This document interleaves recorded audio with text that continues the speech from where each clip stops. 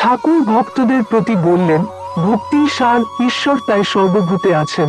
তবে ভক্ত কাকে বলি? যার মন সর্বদা ঈশ্বরেতে আছে। আর অহংকার অভিমান থাকলে হয় না। আমি রূপ ঢিপিতে ঈশ্বরের কৃপারূপ জল জমে না, গড়িয়ে যায়। সব পথ দিয়ে তাকে পাওয়া যায়, সব ধর্মেই সত্য। ছাদে ওঠা নিয়ে বিষয়। তা তুমি পাকা সিঁড়ি দিয়েও উঠতে পারো, কাঠের সিঁড়ি দিয়েও উঠতে পারো, বাঁশের সিঁড়ি দিয়েও উঠতে পারো, আর দড়ি দিয়েও উঠতে পারো, আবার একটি আছালা বাঁশ দিয়েও উঠতে পারো। যদি বলো ওদের ধর্মে অনেক ভুল কুসংস্কার আছে, আমি বলি তা থাকলেই বাকি সকল ধর্মেই ভুল আছে।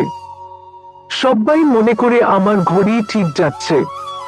ব্যাকুলতা থাকলেই হলো, তার উপর ভালোবাসা টান থাকলেই হলো। তিনি যে অন্তর্যামী, অন্তরের টান ব্যাকুলতা দেখতে পান। মনে করো এক বাপের অনেকগুলি ছেলে। বড় ছেলেরা কেউ বাবা, কেউ পাপা এইসব বলে তাকে ডাকে। যারা বা কি পা পর্যন্ত বলতে পারে, বাবা কি তাদের উপর রাগ করবেন? বাবা জানেন যে ওরা আমাকেই ডাকছে, তবে ভালো উচ্চারণ করতে পারে না।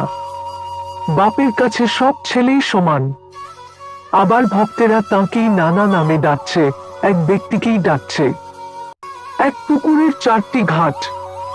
হিন্দুরা জল খাচ্ছে, এক ঘাটে বলছে জল। মুসলমানরা আর এক ঘাটে খাচ্ছে, বলছে পানি। ইংরেজরা আরেক ঘাটে খাচ্ছে, বলছে ওয়াটার। এক ঈশ্বর, তাঁর নানা নাম।